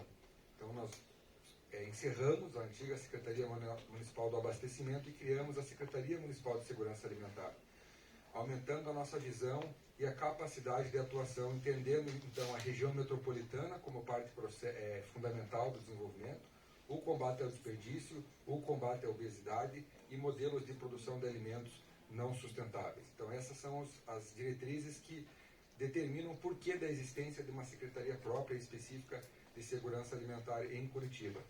Pode passar, por favor? E aí, dentro dessa perspectiva, foi colocado aqui, a nossa secretária Daquilane fala muito sobre isso também, e eu reforço isso, enfatizo isso, essa é a diretriz estabelecida para nós, que todas as nossas ações, programas, projetos devem estar dentro da possibilidade integrado entre os setores da sociedade. Porque nós não podemos depender somente de um único modelo de governo ou de uma única estrutura. Precisa ter a independência, a emancipação das propostas, então é necessário o setor privado estar junto, a comunidade, o terceiro setor, as igrejas, para que em possíveis alternâncias de governo não haja prejuízos aos programas, né? Então, a autonomia também está a partir dessa integração e a partir da apropriação da sociedade como um todo, das necessidades, não somente como algumas políticas públicas. Pode passar, por favor. E aí esse é um pouco de uma imagem que espelha um pouco a visão. Então a gente entende, sim, que é possível viver um adensamento populacional com produção de alimentos. Essa é uma foto, só nessa área hoje são 300 famílias envolvidas, né? Hoje são mais de 2.000 famílias cadastradas no programa de agricultura urbana. E aí, claro, dentro dessa perspectiva, a compostagem, as abelhas nativas, trazendo tecnologias, buscando um processo de geração de emprego e renda, beneficiamento desses produtos. Então, a agricultura urbana está muito sendo falado, e isso é motivo de orgulho para todos nós. E é importante ver que isso já não é mais uma coisa pequenininha, de um grupo pequeno que está ali tentando fazer alguma coisa diferente, e não é uma necessidade. Nós estamos falando de uma necessidade, de uma resposta, de uma solução para os próximos anos. Já foi falado, né? A gente já vive boa parte nos centros urbanos e a tendência é aumentar isso. Então, a agricultura urbana, sim, ela não é mais uma ideia legal, ela é necessária. Então, isso a gente reafirma também enquanto cidade. Pode passar, por favor. E aí agora eu vou falar um pouquinho de forma geral algumas iniciativas. A gente entendeu que nós temos alguns produtos bem interessantes, né? Agradecemos aí também ao Ministério, que teve também participando da oficina da construção da política de segurança alimentar nutritiva, junto com Belo Horizonte, junto com o Lupa, com o ICLEI, com diversos parceiros, no sentido de poder compartilhar. Isso nos deu a luz também de entender que a gente, de fato, tem uma diversidade interessante de produtos no âmbito de políticas públicas, mas como escalar isso, como ganhar a maior relevância e, de fato, atender o objetivo maior estabelecido já pelo governo federal, que é do combate à fome. Como vamos fazer isso nas cidades? Então, eu vou falar um pouquinho de cada um de forma rápida. Uma das propostas que foi solicitada é que a gente contasse um pouquinho sobre o Armazém da Família e sobre o Sacolão da Família. Eu vou falar sobre eles, mas eu vou falar também que a gente tem o Disque Economia, por exemplo. Nós temos hoje terceirizado, a gente faz um levantamento todos os dias diários de diversos itens da cesta básica, além da cesta básica, na verdade, para identificar onde estão os produtos mais baratos disponíveis para a população em tempo real. Nós temos o PRODAN, que é o Programa de Desenvolvimento Agroalimentar da Região Metropolitana, que ele está ligado a todas as instituições agroalimentares, né, como o IDR, né, no caso a antiga Emater, o Senar, o próprio SEBRAE, que tem uma visão importante no empreendedorismo, o próprio SEASA, as instituições ligadas ao setor, porque por muito tempo a gente também discutiu a questão da produção, isso desconecta do mercado. Então, a gente entendeu que o caminho para o sucesso da agricultura familiar é pensar sempre toda a cadeia dos polos de excelência, pensando nos 3 eixos: produção, mercado e consumidor. Muito se falou aqui da necessidade, do papel da cidade, de como educar esse consumidor, como esse consumidor virar a chave e poder fazer uma escolha consciente daquilo que ele pode, porque hoje é a cidade, é o consumidor que define o sucesso ou não do campo. O desenvolvimento territorial sustentável está na cidade, por conta da cidade tem um recurso financeiro que vai financiar um modelo ou outro de produção de alimentos.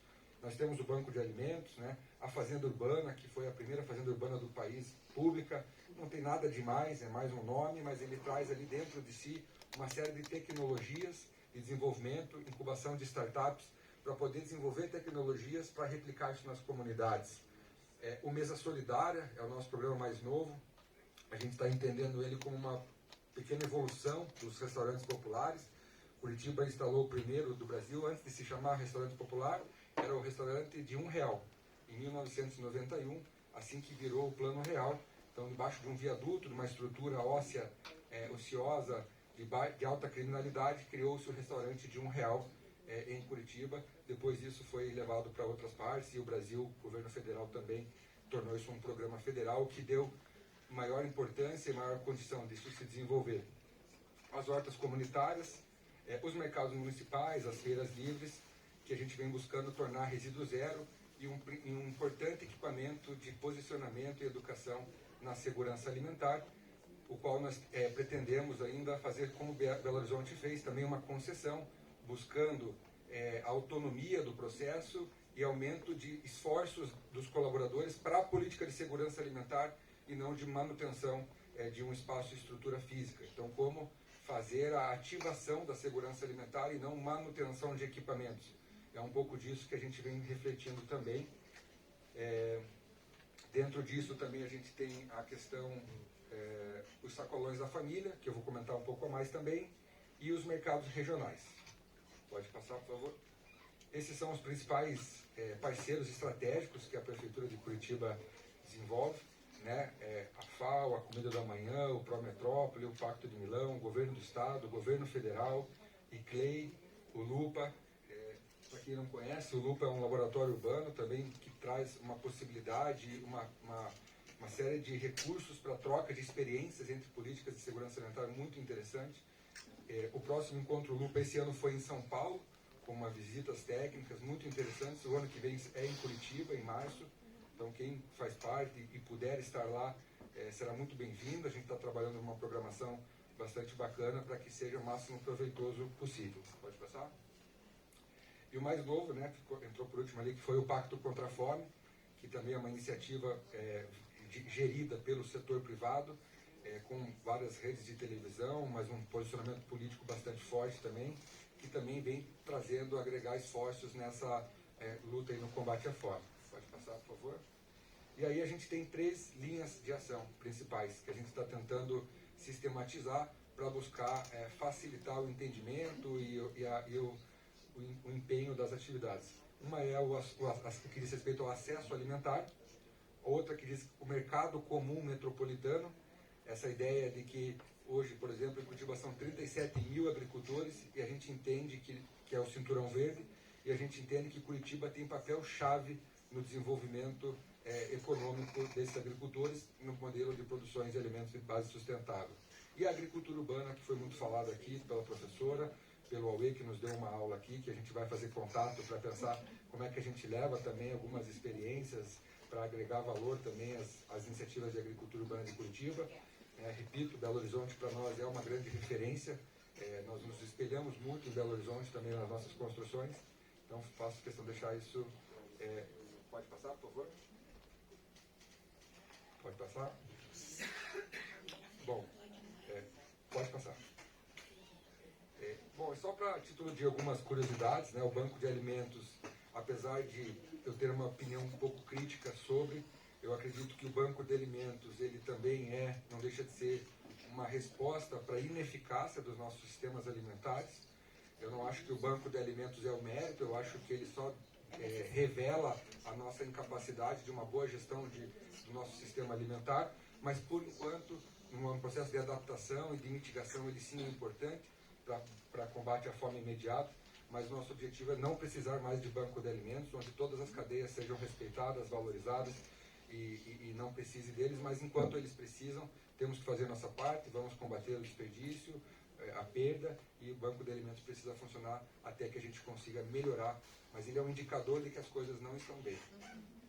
Por favor, pode passar. Aí agora eu vou contar um pouco, esse é um projeto novo, que passa um pouco da intersetorialidade, até conversei com a Darklane um pouco, por mais que a gente tenha uma secretaria própria, a intersetorialidade, acredito que na maior parte dos municípios ainda é uma dificuldade, e esse é um parque dentro de Curitiba. Curitiba é conhecido por seus parques, e era entendido que era impossível fazer alguma atividade dentro do parque. Não queria, o meio ambiente não queria, de forma alguma, já pensou para plantar repolho no meu parque? Deus me livre.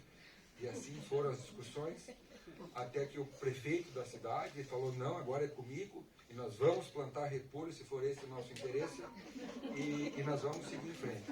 Então hoje a gente está nessa fase, a gente inaugurou semana passada a primeira etapa de uma agrofloresta, então a primeira agrofloresta dentro de um parque de Curitiba, com foco conceitual, de poder mostrar as possibilidades, a cooperação entre plantas, os serviços de ecossistema, os serviços ambientais, e levar o conceito adiante de que é possível sim cuidar do meio ambiente e produzir alimentos de forma simultânea, de forma com inclusão social.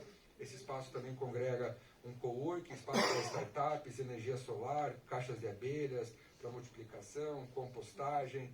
Ele conecta com o armazém da família Vitrine, que vai ser um ponto de uma escola de mercado para a agricultura familiar, porque nós entendemos que também a compra pública ela é chave, ela é fundamental para a sustentabilidade dos agricultores, mas o mais legal ainda é quando eles têm a capacidade de ter várias opções de escolha de comercialização, competitivos, se sentem realmente profissionais, empreendedores, e com alta autoestima e que possam decidir o que querem fazer com as suas produções, o desempenho das suas famílias.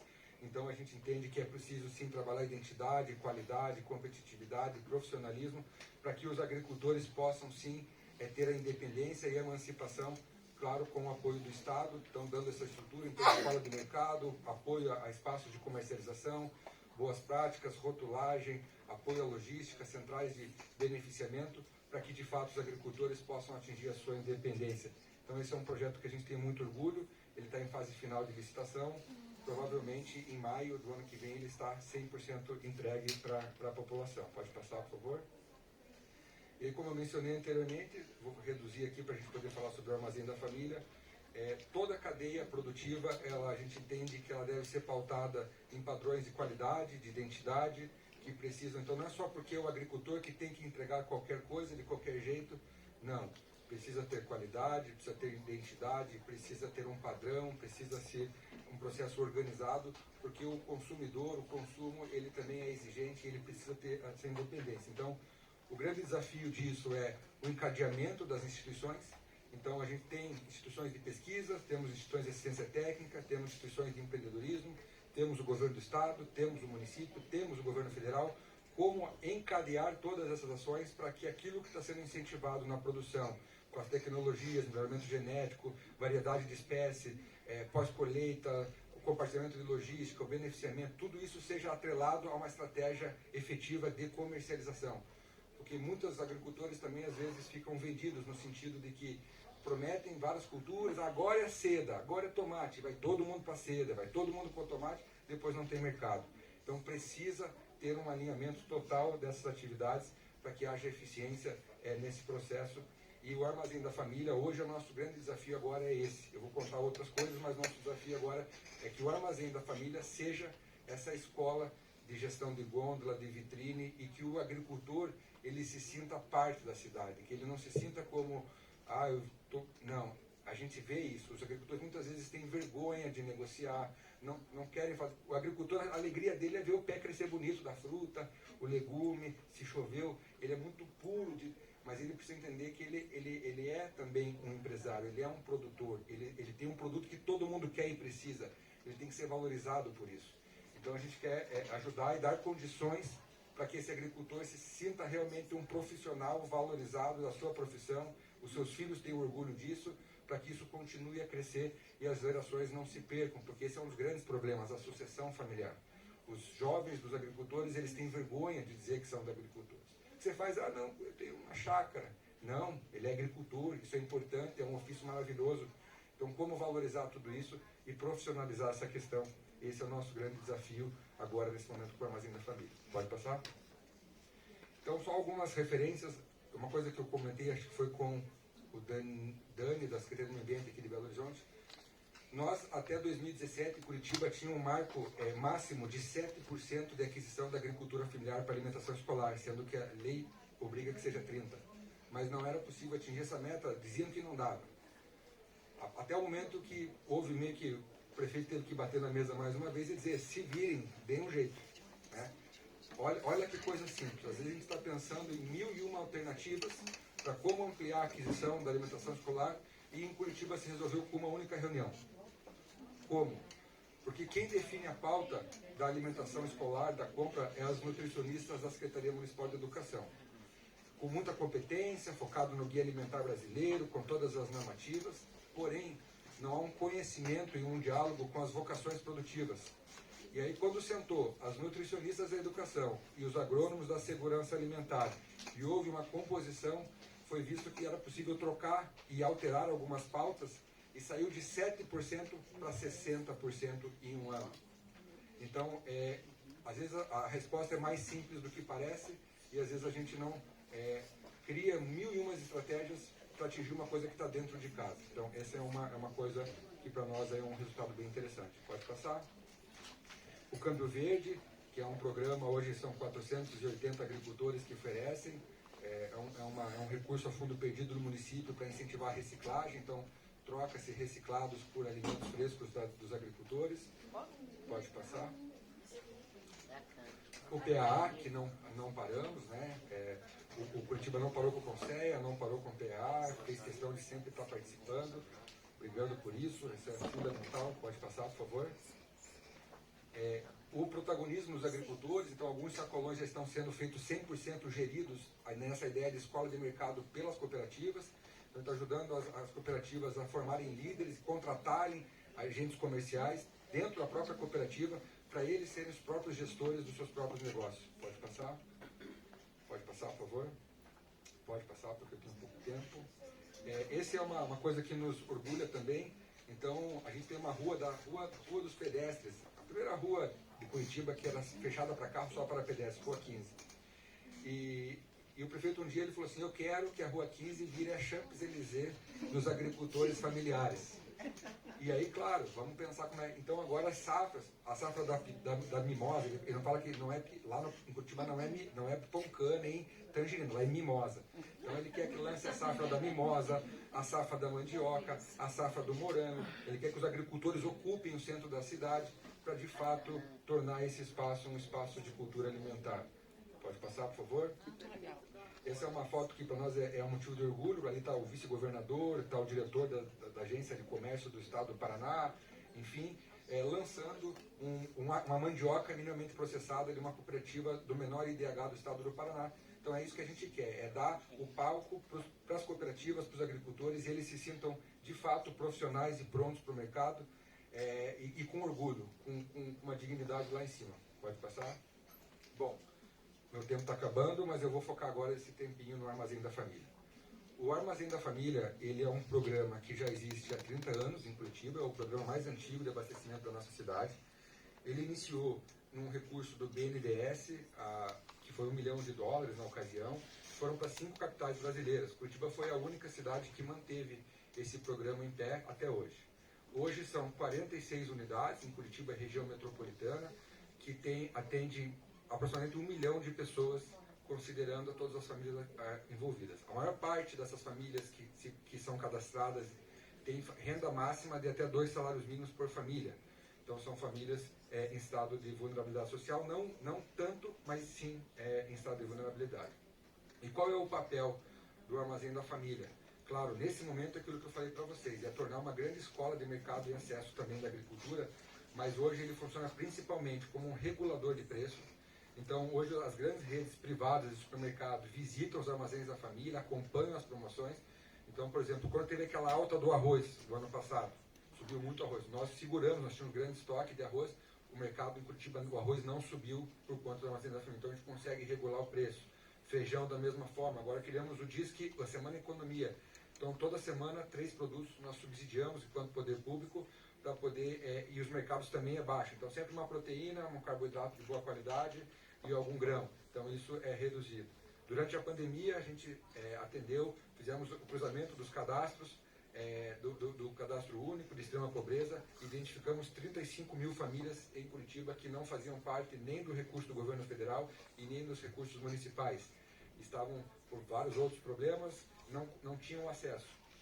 E essas famílias, então, foram contempladas com voucher no Armazém da Família, um programa basicamente de transferência de renda de segurança alimentar, utilizando o Armazém da Família, dando a possibilidade de escolha. Então, cada família tinha R$100 por mês para poder usufruir e escolher os produtos dentro da cesta básica para suas E aí, claro, ele tem um processo que foi sendo desenvolvido.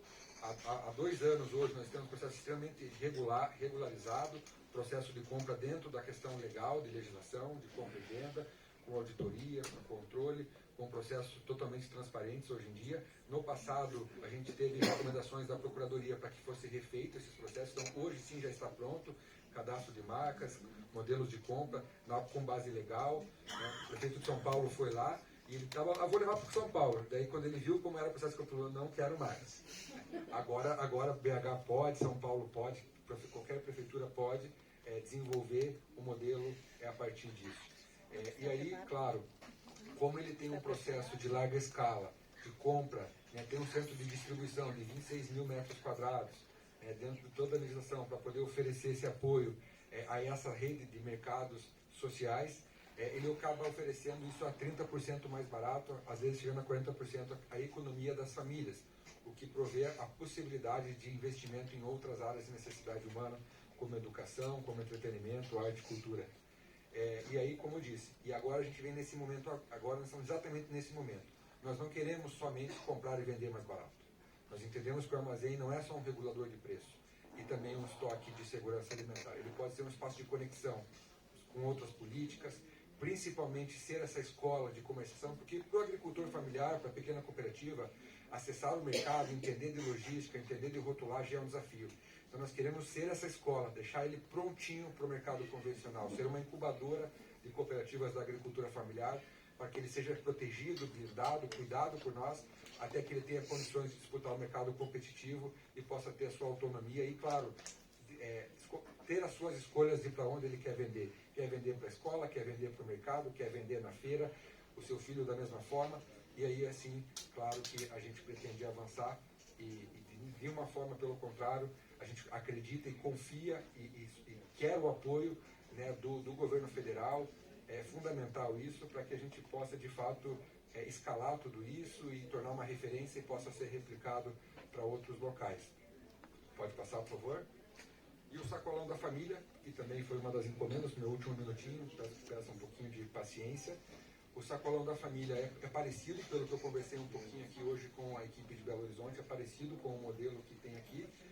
Nós estamos agora criando novos modelos, que é direto com os agricultores, com as cooperativas, mas o modelo existente hoje é um modelo de concessão, um modelo de permissão de uso, onde o poder público estrutura os locais para essa comercialização, licita esses espaços para permissionários, porém ele prevê algumas diretrizes, como preço máximo, diversidade de itens, buscando então, claro, não é um foco na agricultura familiar, porque a gente sabe que a maior parte desses alimentos eles são feito quase uma exploração dos agricultores nas ceasas do Brasil, e que quando eles estão voltando com a carga cheia, o cara paga um tantinho para ele não ter que levar para casa, leva para o espaço, mas ele tem um papel fundamental no acesso. Hoje a Organização Mundial da Saúde prevê 400 gramas diário de hortifruti, o Brasil não consome nem 120 gramas, então prover o acesso ao hortifruti é fundamental para a saúde pública, para a saúde integrada do ser humano, mas a gente ainda peca no sentido de que esses produtos, a rastreabilidade dela é duvidável, no sentido que com certeza teve produto que saiu do Paraná, foi para a CEAGESP, foi para Santa Catarina, voltou e agora está no sacolão. Então não é esse modelo de sistema alimentar que acreditamos, porém ele provê o acesso e estamos em fase nesse momento de discussão e como vamos repensá-lo e melhorá-lo, qualificá-lo, entendendo aí a possibilidade de benefício das duas cadeias, do acesso, do desenvolvimento de emprego e da agricultura familiar. Bom, pode passar, por favor? Pode passar. Esse é um novo restaurante popular que está sendo feito, uma planta 100% sustentável, que vai ter uma horta dentro, energia solar, biodigestor. Então, vai ser possível comer no restaurante popular com a horta produzida no próprio local. Pode passar. E o Mesa Solidária, que eu não quero deixar de falar assim, que para nós foi uma evolução, porque hoje a gente oferece as estruturas físicas, oferece condições de capacitação, apoio através do Banco de Alimentos, e hoje 1.200 voluntários fazem 1.200 refeições diárias para as pessoas em situação de rua em Curitiba, de forma, então a gente organizou esses grupos de igrejas, de instituições, de grupo de motoqueiro, de amigos, que gostam de fazer refeição e distribuir. A gente entendeu que isso não era digno, no sentido não da alimentação, mas no digno de comer na sarjeta, com as mãos sujas, sem ter um banheiro para usar. Então, os locais onde tinha a maior concentração de pessoas em situação de rua, nós equipamos uns refeitórios, com banheiros, com espaços para escovar os dentes, espaços com cozinhas para os grupos cozinharem, para não ter mais a marmita, também o desperdício do material, a parte ambiental. E hoje são 1.200 voluntários que atuam todos os dias, de segunda a segunda-feira, oferecendo também 1.200 refeições por dia nos diferentes espaços, com a força do terceiro setor, com o apoio do voluntariado. O poder público, então, ordena o processo, planeja, estrutura, e agora estamos trabalhando no objetivo de formalizar esses grupos. Muitos grupos hoje são voluntários, mas tem gente que pega 4 ônibus para fazer serviço voluntário. A gente falou, poxa, isso não está certo. Nós precisamos profissionalizá-los, vamos oficializá-los, vamos ajudar eles a se organizarem, a arrecadar fundos, recursos, ter documentos, para que eles possam acessar editais, recursos, até mesmo a contratação pelo próprio poder público e tornar isso algo profissional e funcional dentro da sociedade. Então esse é um pouco, e esse é o preparar para servir, que é um foco, e o segundo foco dele, que eu fecho aqui a minha fala, é o educar para emancipar, que são uma rede de gastronomia social, buscando aí cursos das mais diversas possibilidades, buscando aí o empreendedorismo e ações integradas para o mundo do trabalho. Pode passar, por favor.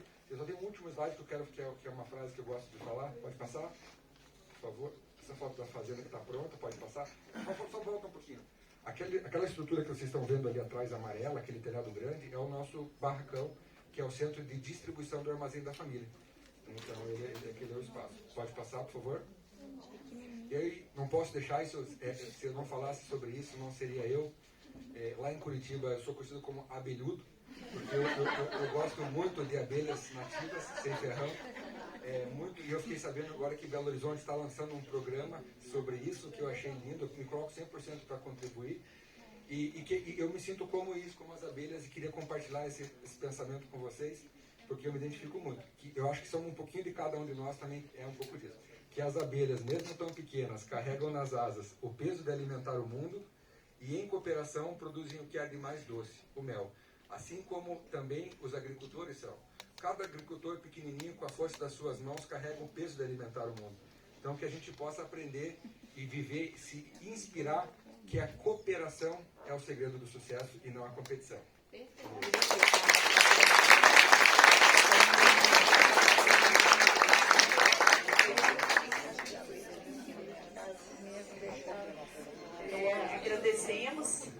Agradecemos a fala e a discussão referente ao abastecimento urbano, momentos novos e atuais com avanços, feliz com a política nacional de abastecimento alimentar, momento atual que nos permite pensar, discutir, debater estratégias que vão permitir esse acesso democrático ao alimento saudável. Parabenizo a Prefeitura de Belo Horizonte, a todos envolvidos com a Secretaria, a Darquilane, a todos os trabalhadores da Secretaria, desde da Darquilane até os profissionais de ponta. A UFMG é uma parceira, nós estamos em grupos de pesquisa juntos e é uma satisfação muito grande nos envolvermos com vários equipamentos públicos de segurança alimentar e nutricional que nos envolvemos. Eu queria que a gente começasse a organizar as perguntas, mas nessa organização, enquanto a gente começa, eu fico muito à vontade também de fazer uma fala pequena de uma contribuição de um estudo nosso recente, o estudo do GEPAS, que é o grupo que a gente, da UFMG, pensando nesse acesso dos hortifrutis, dessa importância de um acesso maior a esses estabelecimentos. E uma das coisas que a gente já vem muito bem na literatura sendo documentado, que a gente precisa de um acesso facilitado, tanto físico quanto financeiro, que muitas vezes é suportado por essas políticas públicas. E uma das coisas que nós já estamos avançando nessa questão do acesso, nós fizemos agora recentemente um estudo sobre a conveniência, que é uma dos pilares do acesso. E fizemos uma pesquisa sobre o horário de funcionamento dos estabelecimentos. Então, nós dividimos os estabelecimentos entre aqueles estabelecimentos mistos, que então seriam supermercados, hipermercados, mercados. Eles vendem alimentos saudáveis e não saudáveis, né? Lá tem os ultraprocessados. E dividimos esse grupo e o grupo dos alimentos in natura. Então, são estabelecimentos sacolão público e privado. Então, a gente tem o sacolão Abastecer, nós temos feiras livres, o Direto da Roça, e fizemos investigação do horário de funcionamento. O que nós observamos que os estabelecimentos mistos, né, e qual que é a preocupação dele? É porque ele vende os ultraprocessados e tem um marketing muito pesado em cima desses produtos e acaba deixando a cargo do indivíduo a escolha daquela oferta de alimentos, né? Bom, então os estabelecimentos mistos, eles ficam em média abertos mais horas do que os estabelecimentos in natura. O número de estabelecimentos mistos abertos em horário estendido, que é aquele após as 18 horas, foi superior ao número de estabelecimentos comerciais dos in natura, né? Dias de semana. No domingo, os in naturas não abrem, né? Ou abrem até o horário do almoço. Então, isso não está atendendo a necessidade do consumidor. Consumidor, nós que trabalhamos 40 horas, 44 horas, famílias que ficam fora o dia inteiro, então não conseguem acesso a esses estabelecimentos. O acesso que ele vai ter são os estabelecimentos mistos, né? Então, considerando o horário estendido, os estabelecimentos mistos, a prevalência deles, comparado aos in naturas, foi 1,3 vezes maior durante a semana, 1,6 vezes maior no sábado e 12 vezes maior ao domingo. Então, fica aqui também pensando nessa questão do abastecimento, que a gente precisa começar também a pensar em estratégias que permitem ampliação desse horário de funcionamento para justamente atender as particularidades e as necessidades de cada local. Okay? E aí, então, agradeço imensamente a fala de todos, me emociono muito e gostaria, então, de abrir para perguntas, convidar a quem tem perguntas,